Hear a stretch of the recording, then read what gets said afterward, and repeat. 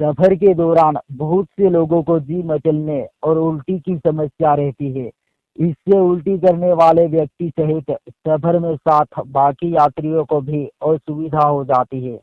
कई बार तो सिर्फ सफर के दौरान ही नहीं, बल्कि 3-4 दिनों तक चक्कर, घबराहट, जी मचलने या उल्टी जैसी समस्या रहती है। आपने भी शायद बहुत लोगों को सफर में इस समस्या से जूझते हुए देखा होगा। लेकिन क्या आपने कभी ये सोचा है कि आखिर ऐसा क्यों होता है? क्यों लोगों को सफर के दौरान उल्टी होती है? क्या यह किसी तरह की बीमारी है या फिर ये आम बात है? आइए जानते हैं ऐसा क्यों होता है। सफर में क्यों आती है उल्टी? अगर आपको भी गाड़ी में चलते हुए उल्टी आती है तो घबराएं मत। यह किसी तरह की बीमारी नहीं है। सफर में उल्टी आने को मोशन सिकनेस कहा जाता है। मोशन मतलब गति या हलचल और सिकनेस मतलब बीमारी, अर्थात हलचल के कारण होने वाली समस्या। ये कोई बीमारी नहीं है, बल्कि ये एक ऐसी स्थिति है जिसमें हमारे आँख, कान और त्वचा से दिमाग को अलग अलग सिग्नल मिलते हैं, जिससे हमारा सेंट्रल नर्वस सिस्टम कंफ्यूज हो जाता है।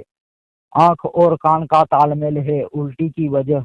उल्टी लाने में हमारे पेट का नहीं, बल्कि आँखों और मस्तिष्क का अहम रोल होता है।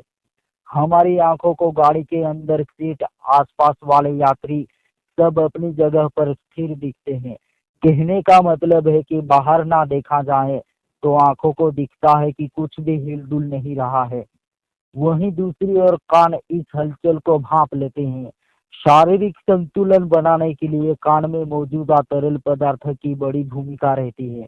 जैसे ही शरीर के गतिशील स्थिति में आता है तो ये तरल पदार्थ मस्तिष्क को लगातार सिग्नल देता है। वहीं दूसरी ओर आंखें भी मस्तिष्क को अलग ही सिग्नल भेज रही होती है। इन सब सिग्नलों से दिमाग कंफ्यूज हो जाता है। इस स्थिति में दिमाग इसे गड़बड़ी का संदेश या किसी जहर का दुष्प्रभाव समझता है और शरीर में उपस्थित वॉमिटिंग सेंटर को उल्टी करने का आदेश दे देता है। इस तरह तालमेल सही ना बैठने पर लोगों को उल्टी हो जाती है। ये तरीका कर सकता है उल्टी ना आने में मदद। अगर आपको मोशन सिकनेस की समस्या रहती है तो आप पीछे दुबक कर ना बैठें। आप आगे बैठें और मोबाइल, किताब वगैरह में नजर ना गड़ा करके बैठें।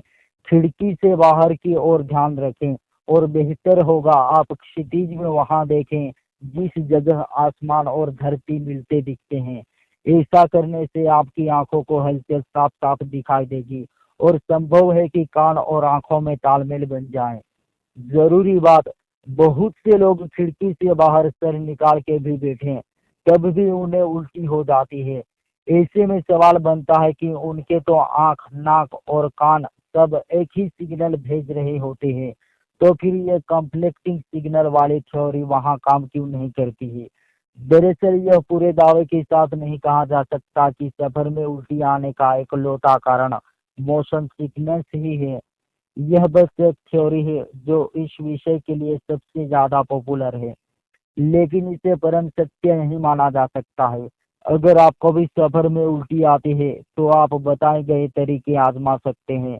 शायद आपको राहत महसूस हो। वीडियो में बने रहने के लिए धन्यवाद दोस्तों।